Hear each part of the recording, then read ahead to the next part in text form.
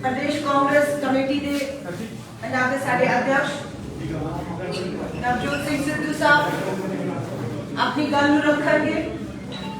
मेरा थोड़े सारे निवेदन है, सिद्धू जी अपनी गल जो रख लेंगे थोड़े सारे दे सवालों का स्वागत है, पर मेरा हाथ जोड़कर निवेदन है कि जितना भी सवाल होए हाथ खड़ा करना, सबनों मौका मिलेगा। कोई ऐसा नहीं कह सकता कि मेरे सवाल का जवाब नहीं दिता गया। लेकिन एक और निवेदन है, एक पत्रकार साथी इको सवाल करे ताकि दूसरे उनको मौका मिले। तीसरा हाथ जोड़ के निवेदन कि एक सवाल को बारी बारी दोहराया जाए। बहुत बहुत धन्यवाद। मैं आमंत्रित कर दिया प्यारे दोस्तों,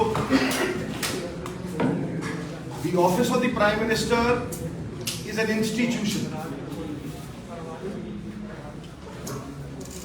Millions of Punjabis have lost their lives to protect it. Every Punjabi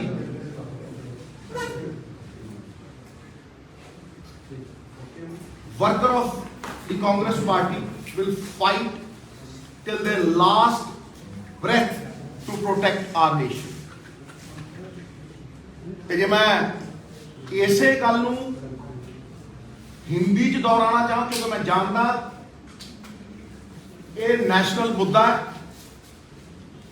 प्रधानमंत्री जी आप भारतीय जनता पार्टी के नहीं हैं।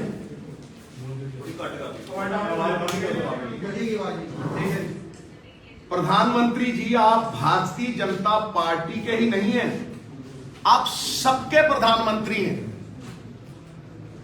आपकी जान की कीमत इस देश का बच्चा बच्चा जानता है और आप इस राज्य का, इसकी पंजाबियत का अपमान कर रहे हैं ये कह के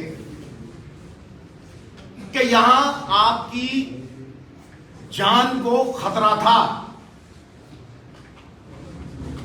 जितने तिरंगे आपने, आपकी पार्टी ने और संघ ने जिंदगी में नहीं फहराए होंगे, उतने तिरंगे हमारे पंजाब के सपूतों की लाशों पर लपेटे जाते हैं। Therefore to say कि यहां आपकी जान को खतरा है, ये एक स्वांग है, ये एक ड्रामा है। This is a big farce and I say categorical. हाँ, ये मैं मानता हूं कि ये बड़ी सफाई से ह्यूमिलिएशन को बचाने का एक प्रयास है, क्योंकि आज तक इतिहास में ऐसा हुआ नहीं होगा कि 70,000 कुर्सियों पे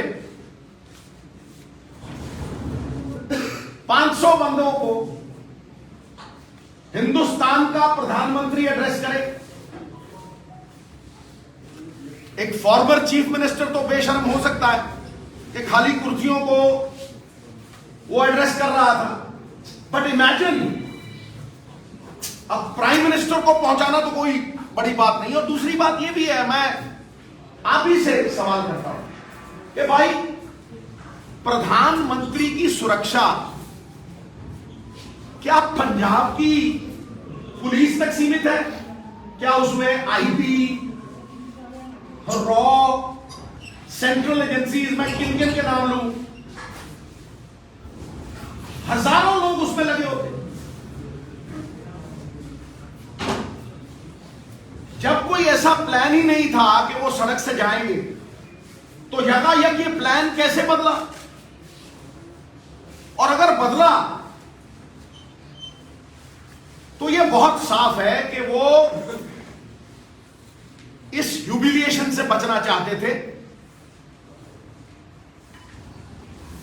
कि जो बीजेपी का complete failure, they were like अ बस बलून, इस बात को अवॉइड करने के लिए उन्होंने ये बहाना रचा। दूसरी बात मैं ये सबको साफ कर दूं, और ये बहुत अहम है कि भारतीय जनता पार्टी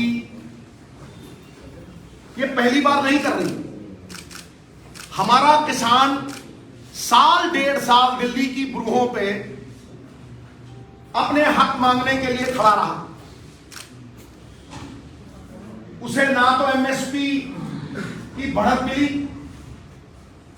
आपने उसे कहा था कि इनकम को डबल कर दिए। वो इनकम डबल तो क्या करनी थी, जो उसके पल्ले था आपने वो भी छीन लिया।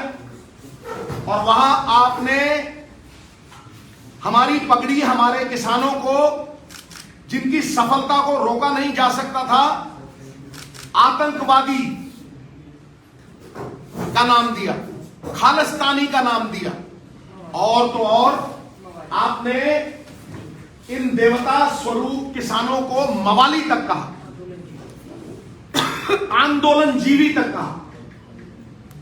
मैं ये तो मान सकता हूं कि पंजाब में